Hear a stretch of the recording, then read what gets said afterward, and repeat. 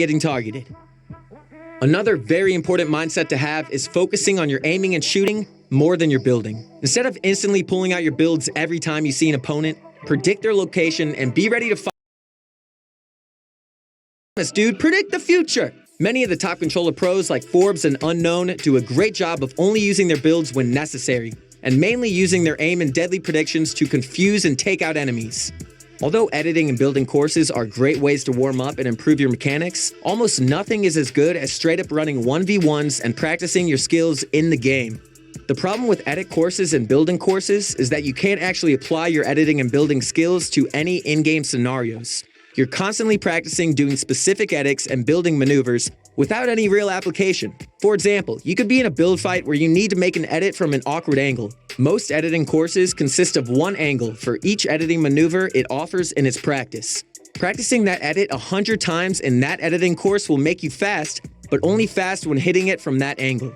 That's why you need to be putting yourself in different situations where you'll be forced to do a variety of different maneuvers quickly.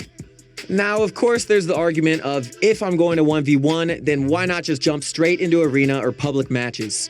Well, jumping into lobbies will warm you up over a great period of time, but you're not getting constant practice.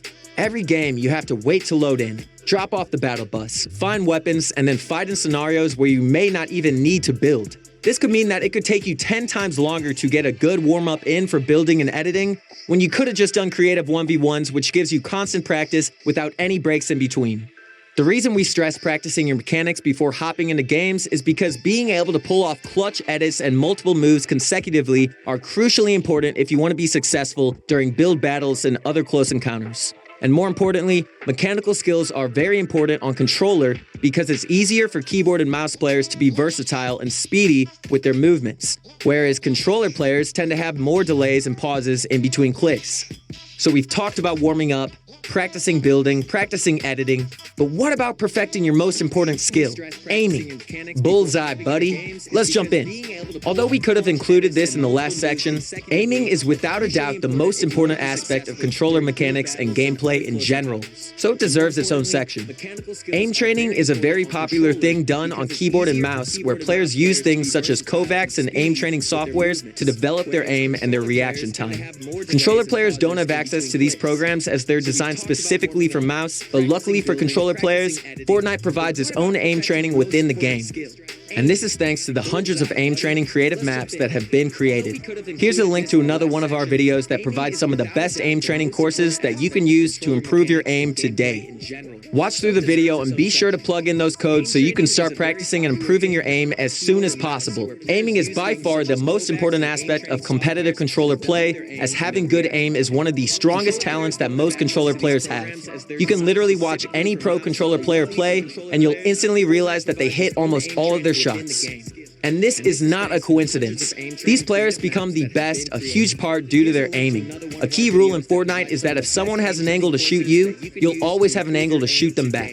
So if you always hit your shots, you'll always have an advantage as there's a good chance that they will miss theirs. Because they're not practicing, dude. Not like you.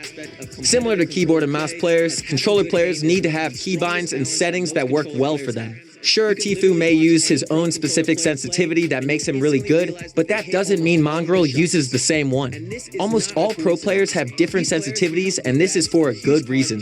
All players have different strengths and weaknesses. Some players have very fast reaction speeds and play better on fast sensitivities, while actually playing pretty bad on slow ones because they're naturally more speedy, and vice versa. You'll want to find out what type of player you are, and then optimize your settings so that you can reach your peak. God mode, dude. Let's go. Let's start with aiming and your sensitivity. First, you'll want to hop into a public lobby and spend some time playing some normal matches. Pay very close attention to your playstyle though. A lot of times you'll find that you tend to be more twitchy and can be impatient at times. If you're a player like this, you'll most likely play better with speed sensitivities as you're naturally more reactive and speedy. But if you find that you like to stay back and play calculated, plus, you don't like to get into those stressful situations, you are most likely a slow sensitivity player. We suggest testing out slower or higher sensitivities based on your platform and then optimizing them to your needs. Every time while you're playing, you'll find yourself transitioning from one thing to the next. Whether it's from taking out your pickaxe and then switching back to your weapon, or going from build mode to your weapon, or even from one weapon to another, there's lots of different transitions in the game that you're going to be doing. A lot of times these transitions will cause delays and can even mess you up during fights. Let's say you're pickaxing someone's wall and attempt to take it. A lot of times good opponents will be waiting for you to swing out your pickaxe so that they can quickly edit their wall and take advantage of that delay that you're going to have when you switch back to your weapon. In order to enhance your transitions, you'll need to do some quick and easy things.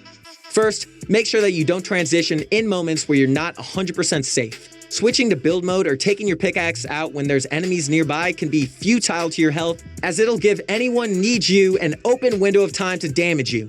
You can use visual and auditory cues to be able to predict if you're safe or not.